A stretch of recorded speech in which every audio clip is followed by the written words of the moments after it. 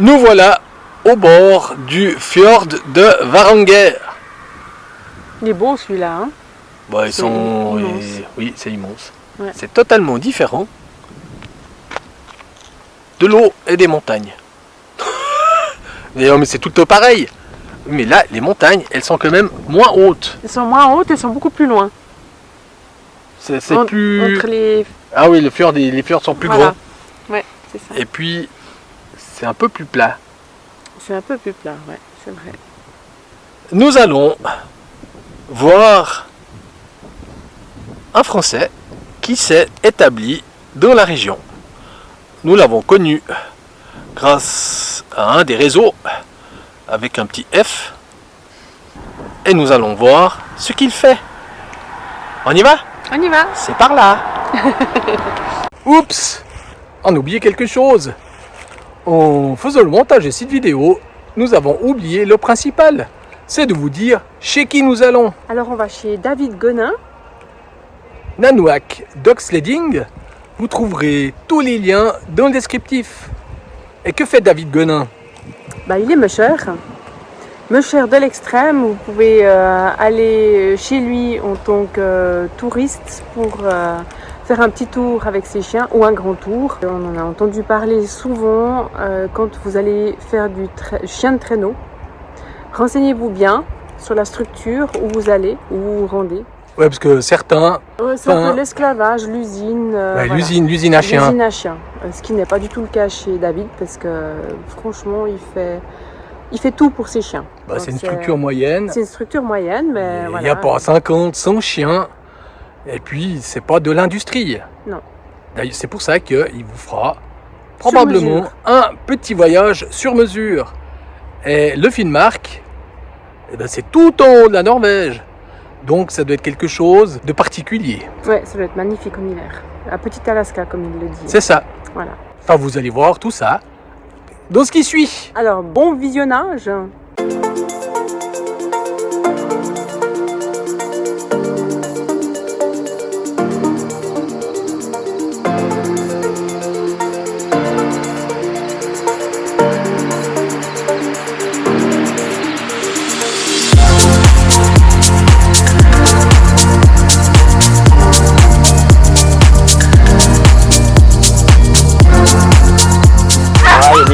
Il y a les deux vieux, des fois ils sont 3, des fois ils sont 4. Les deux vieux sont dans la maison. Il y a Spam, Roux, un Spam. Ça va? Ouais, ça va.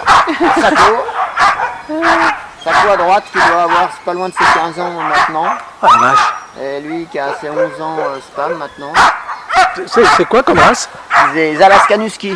Alors c'est un croisement du ski, mais avec à l'origine ça vient d'Alaska, avec du chien de chasse, on appelle ça, on va dire là-bas c'est chien de ferme, qui servait à tout, qui servait aussi bien à faire à chien de travail, quoi, à tirer des charges, pour ceux qui allaient chercher l'or, même pour amener les gens à l'origine, les balader ou faire les taxis. Les chiens servaient à tout, comme les chevaux, comme les poneys, comme les ânes, comme tout, quoi. Et en faisant des croisements comme ça, ils ont fait des chiens qui ont certains qui ressemblent un peu plus des fois à du labrador, d'autres un peu plus à du husky, d'autres un peu tel type de chien. Après on a recherché un peu la vitesse, il y en a certains qui ont croisé ça avec du lévrier pour avoir un peu plus de vitesse pour faire tel type de compétition ou autre, quoi. Comme ça un croisement, ça n'a pas de loft, quoi. Et les lofts c'est les purs malamutes, les purs huskies, les purs samoyènes, les purs huskies, les groenlandais. Voilà, c'est les 5 races en gros qui sont lofts. Alors il y en a qui sont plus ou moins performants par rapport à ce qu'on va leur demander de faire, d'autres plus pour la course longue distance, d'autres plus pour la mi-distance, plus pour la longue distance. Il y a les 3 types de courses qu'on peut faire dans le chien de traîneau, quoi.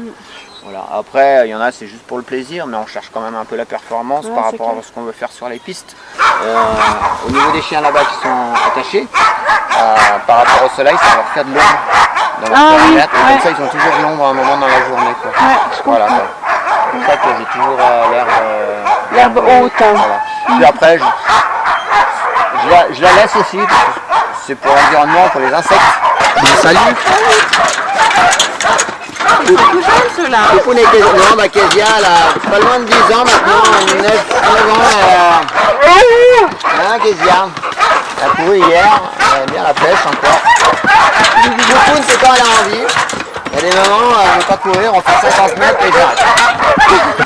Il y a des chiens qui ont un certain âge. Des fois, je préfère les reclasser dans une famille. Comme chien de compagnie, et faire de la marche avec eux, du vélo, tranquille et tout, que rester dans mon kennel et puis que je peux pas prendre tout le temps, et que ceci, cela. Comme à un certain âge, les chiens, c'est genre quand ils arrivent à 10 ans, c'est vraiment la limite dans les Alaskans. Ils peuvent travailler, ça va, mais ils n'ont pas la puissance ou ils n'ont pas la force d'un jeune chien, par exemple. Mais des fois, les jeunes chiens, justement, ils se dépensent un peu trop, c'est les vieux qui leur apprennent et tout. L'explorateur Nicolas Vanier en France, Oui. vous connaissez, il a fait plein de films et tout, puis il a fait il a fait des films, surtout des films documentaires. Et il a fait un film avec une histoire où s'appelle Le Dernier Trappeur, The Last Trapper. Le chien héros du film, c'est Apache, et Apache, c'est ma chienne. Voilà. Et ça, c'est son arrière-grand-mère.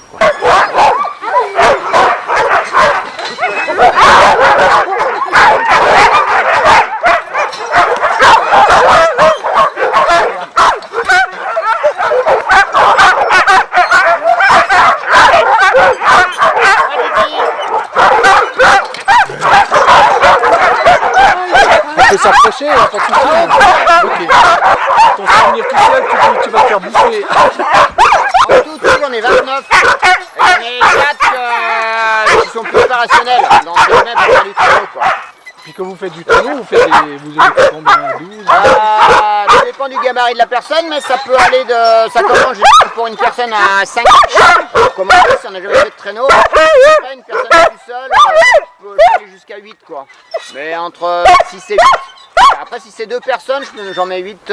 Si c'est 2 personnes par traîneau, je mets 8 chiens par exemple. Alors j'ai des traîneaux un peu pas spécial, mais où j'ai 2 conducteurs aussi. On est debout sur un traîneau, mais j'ai un deuxième guidon, c'est les patins qui sont plus longs, qui est dedans ou derrière. Et il y a une deuxième personne qui peut aussi conduire le traîneau. Ensuite, il y aura 2. Alors pour les couples ou les enfants, quand l'enfant est toujours à son papa ou sa maman, puis il a 10 ans et ça va bien parce que moi le gamin il peut conduire en même temps, il n'est pas assis dedans. Parce qu'être assis dans un traîneau, on a toujours froid au bout d'un moment et on a beau être équipé, avoir une super botte et tout, on a tout le temps froid quoi. On reste statique, c'est pas bon quoi. Mais à 2 en même temps, ça permet quand c'est des longues pistes, quand on fait 30, 40 ou 50 km, on peut discuter aussi avec la personne. Quand on est tout seul sur un traîneau, et des fois c'est pendant des heures, si on s'arrête pas, on recherche le calme et tout, mais au bout d'un moment, c'est bien aussi des fois un peu discuter. Et là, Joe, s'il te plaît.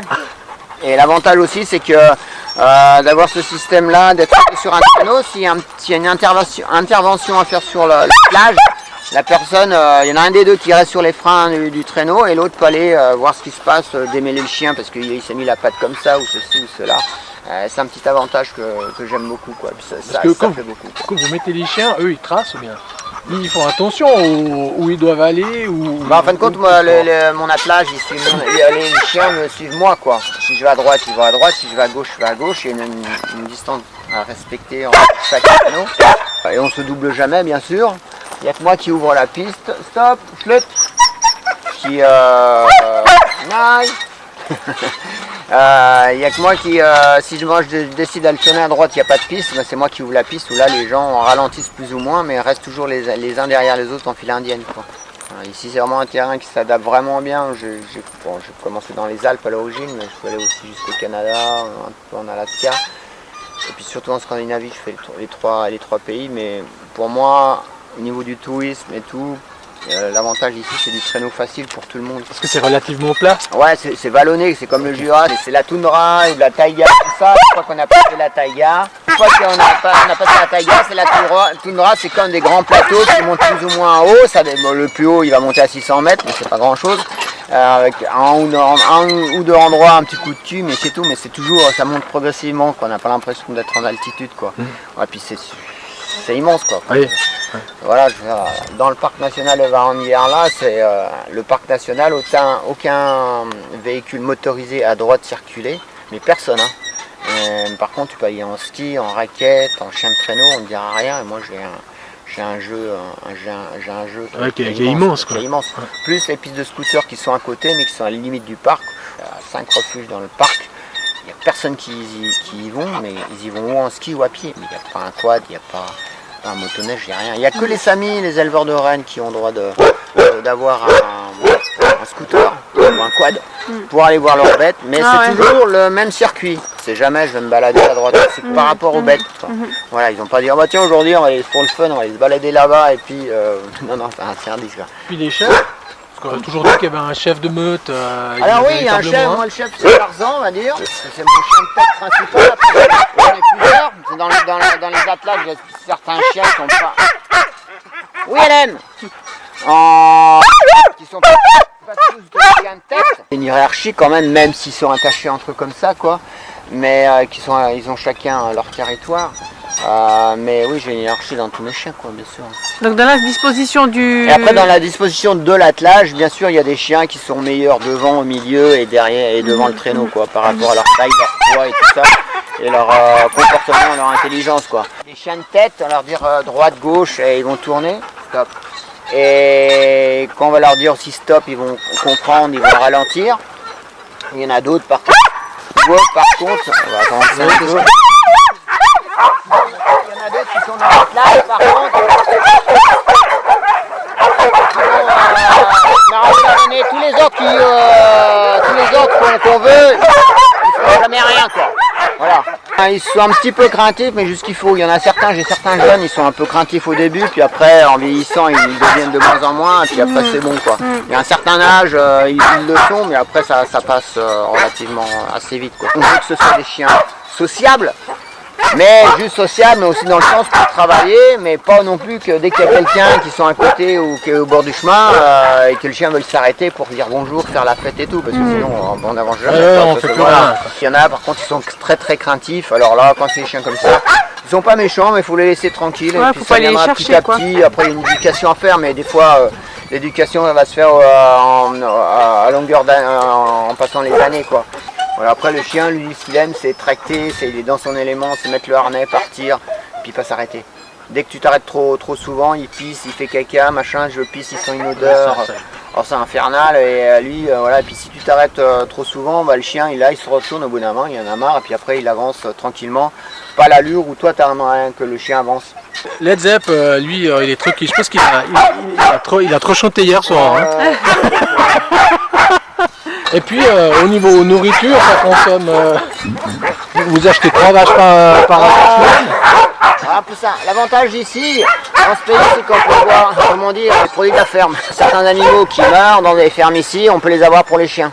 Avec un ami aussi qui ici, lui, il a une immense chambre froide et il peut stocker. Bien sûr, je vais acheter de la croquette pour les chiens en magasin qui sont ici.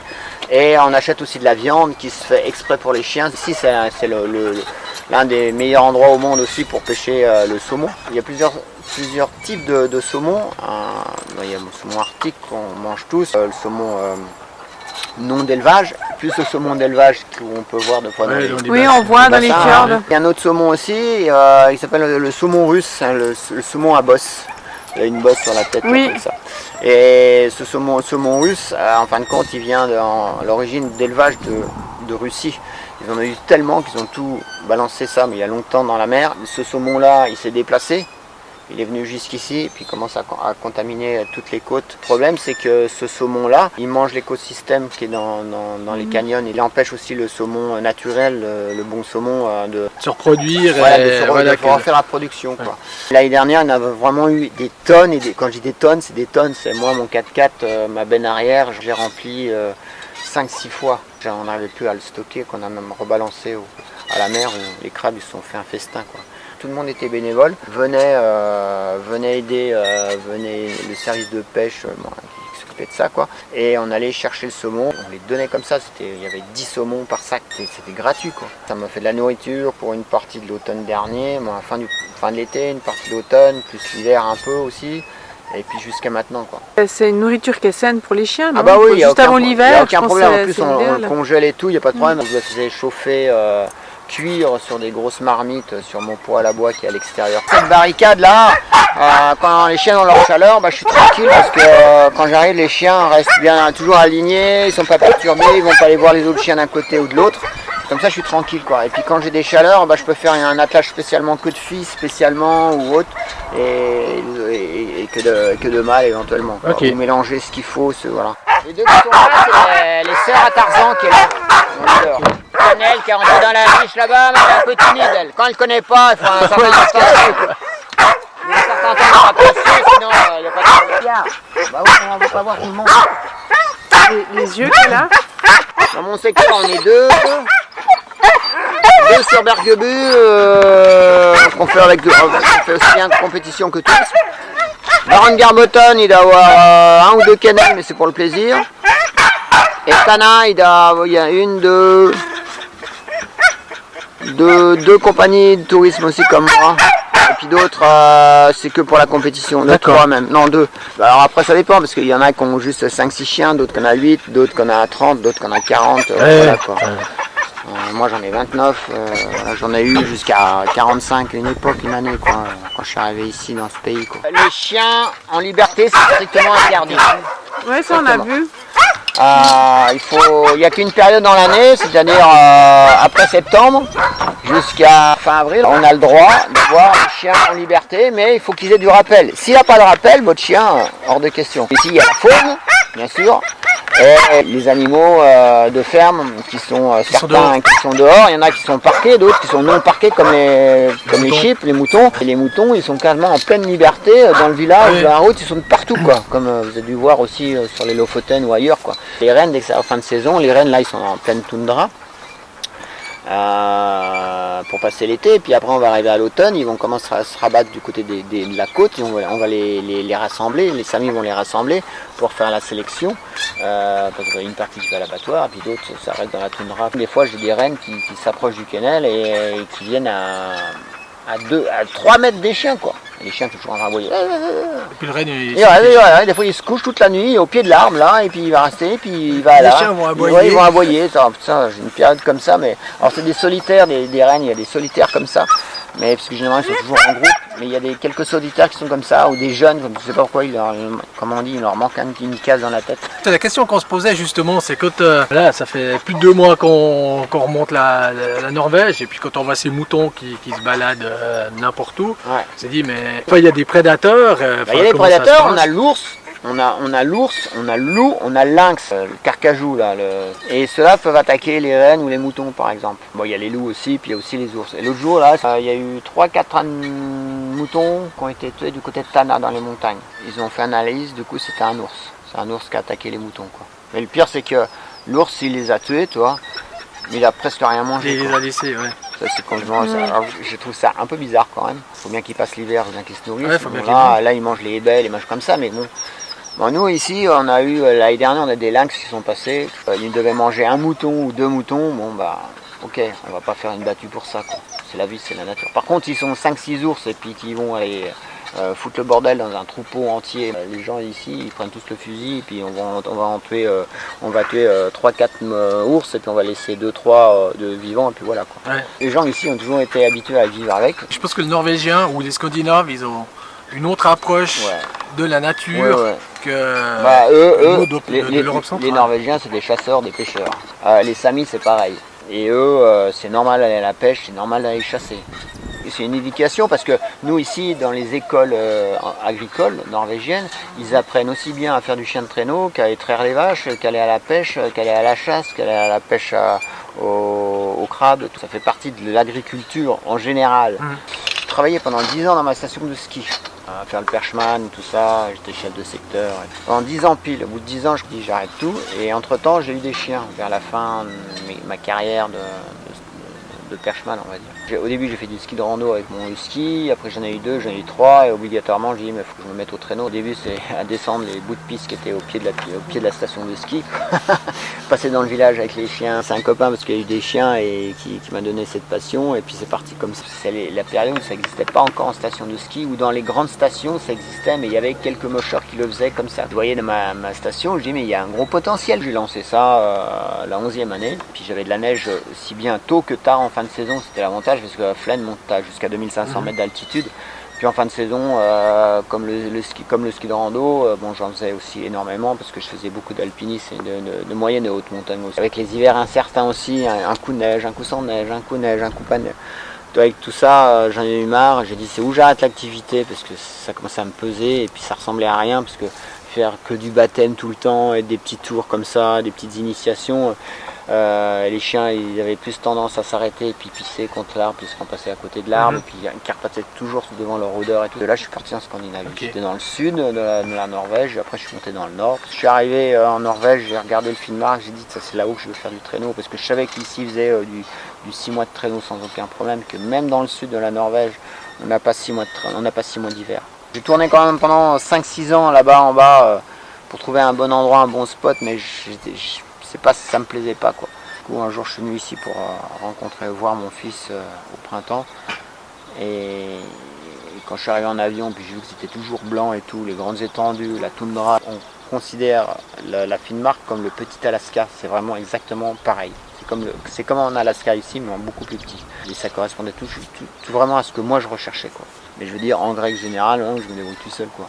Alors c'est très dur, oui. En plus j'ai choisi une vie très, très dure en même temps, pour l'instant, mais parce que je vis sans eau, sans électricité. C'est vraiment à la dure, surtout l'hiver. Et il y en a qui recherchent ça justement, qui viennent chez moi aussi bien pour faire du traîneau que faire le handler dans l'hiver. Vivre ça, quoi. L'hiver dernier était moyen comme saison. Cette année, je vais avoir un peu plus de monde, quoi.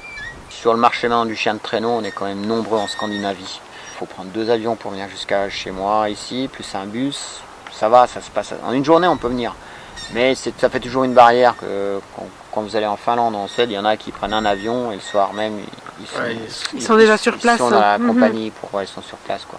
On est vraiment, moi, comme je dis, au bout du monde, quoi. Et vraiment, on est à la pointe de la Norvège, on peut pas, voilà, quoi. Et après, c'est un autre côté exotique hivernal qui est un peu différent de la fille que les autres pays scandinaves, quoi. Ça n'a rien à voir. Ici, on n'est pas en Laponie, on est vraiment en Arctique. C'est où que de la taïga, comme vous voyez les arbres, et il y a autrement de la toundra. Les aurores boréales, il n'y a aucun problème pour les voir. Moi, j'en vois pratiquement tout le temps, quoi. Du mois de septembre jusqu'au mois d'avril, des couchers de soleil magnifiques aussi, je veux dire. Et puis, il y aura comme je dis, faire du vrai traîneau, part. Tu n'as aucune pollution lumineuse dans le ciel pour les aurores, tu vois même pas un avion qui clignote, tu vois rien du tout, quoi. Tu vois vraiment le ciel pur. Les gens sont toujours assez fascinés quand ils arrivent là, et les aurores boréales pour la première fois c'est toujours fabuleux quand c'est la première fois. Mais bon, ils s'en lassent pas, mais après même les étoiles, ils sont là, ils regardent les étoiles, et putain mais on ne les voit pas comme ça chez nous. Avoir un terrain comme ça permet qu'ils fassent aussi leurs griffes, quoi. Il n'y a que l'hiver où là on les coupe, mais quand c'est pas l'hiver, on n'a pas besoin de couper les griffes du chien, ils se les font eux-mêmes naturellement. Ouais. Ça leur fait des bonnes pattes. Quand vous entraînez les chiens, tu n'as pas besoin de les protéger plus, de leur mettre de la crème, de leur mettre telle protection, machin. Je veux dire, les chiens, il n'y a aucun problème. C'est très important aussi qu'ils s'habituent aux bottines qu'on leur met pour les protéger. Parce que surtout quand on fait de la course longue distance ou quand les conditions sont un peu dures, un peu extrêmes, on les protège les pattes et tout, plus des petits manteaux pour les protéger du froid. Allez, t'es monté, plein étage. C'est fou comme ils sont calmés, hein. Ah ouais. Tu verras qu'on va bouger, puis là ça ils vont réaboyer. Ouais, ça représente un traîneau, quoi. Ça c'est les chiens de tête. Et ça c'est les chiens de queue. Maintenant c'est avec le quad mais sans moteur. Voilà. Ok.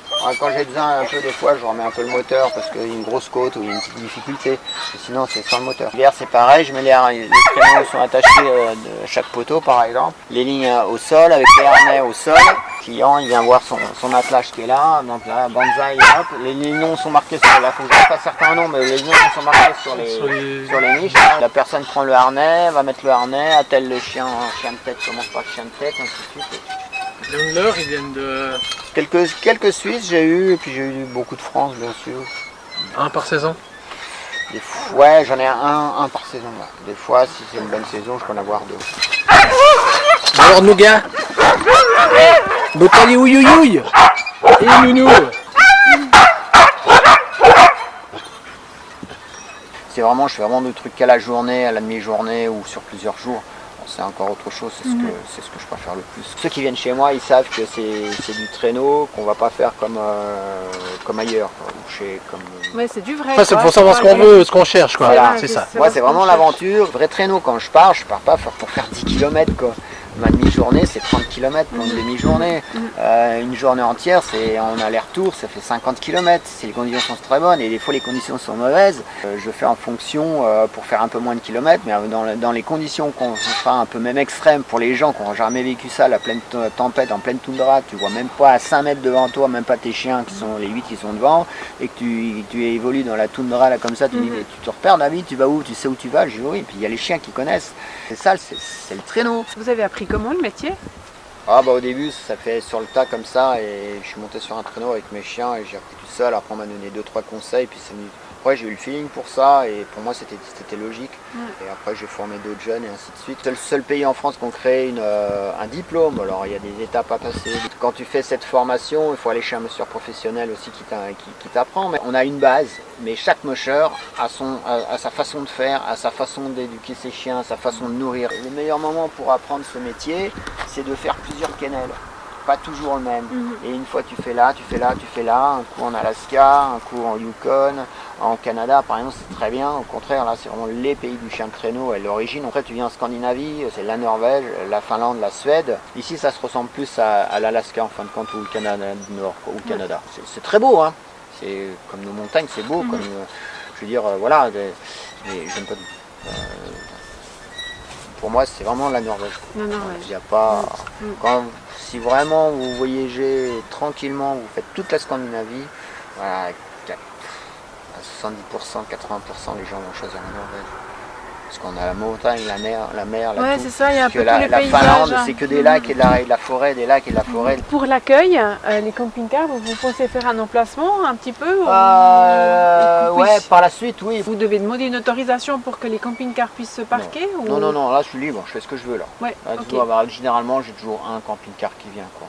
Ouais. J'ai jamais 2-3, si vraiment j'en avais 2-3, je peux encore placer un deuxième. Les camping-cars qui viennent comme vous, des fois, bon, ils viennent juste pour une nuit ici, ou juste la journée, puis ils repartent, après ils suivent sur leur chemin, et puis ils suivent leur route, pour leur indiquer, même s'ils veulent un endroit plus près de la mer, au bord du fjord, leur indiquer, puis ils vont se mettre à l'endroit que je leur ai indiqué, tout, les lits pour dormir et tout. Et tous les matins, on part en étoile dans une direction différente, quoi. Après, ceux qui la veulent un peu à la rude, c'est possible de faire une nuit sous tente. Et après, j'ai un autre programme aussi, on peut carrément monter, aller dans la montagne, j'ai 3-4 refuges où on peut y aller. Le programme, quand j'ai ce programme-là, c'est vraiment des gens, il faut vraiment avoir du bon mental. Et je fais plusieurs programmes dans ce niveau-là, mais les gens qui prennent un raid en traîneau, où vraiment là, c'est vraiment l'authenticité. Ils arrivent le premier soir dans un tout confort et tout, et le lendemain, hop, on bascule dans le raid et pendant 3 jours, 3 nuits, 4 nuits, 5 nuits, 6 nuits, on est carrément perdu dans la pampa. Et le matin, on repart dans une direction différente où on peut dormir en refuge, ou en chalet, ou en tente. Tout dépend ce qu'ils veulent choisir. Et puis le dernier, avant de reprendre l'avion, ils ont le dernier jour dans le tout confort pour parce que quand on a passé une semaine dans la pampa, on est bien content. Pour se retaper un petit peu. Ouais, voilà. Ça paraît pas, mais c'est un peu c'est physique aussi, parce qu'on est debout sur un traîneau, on fait travailler des muscles qu'on n'a pas l'habitude de travailler et tout, et on dit putain mais j'ai mal là, comment tu fais? Je dis bah je fais comme tout le monde. Et le traîneau, c'est vrai que ça paraît pas comme ça, mais c'est un peu physique. Avoir un minimum être minimum sportif, quoi, je veux dire, pas non plus, hein, faut pas. Mais c'est ouvert à tout le monde. En plus, quand tu fais du tout client, c'est pas différent parce que c'est pas l'allure n'est pas le même et tout. C'est pour ça que moi j'essaye de rester un peu dans l'allure. Pour ça que moi, mon truc, c'est vraiment faire.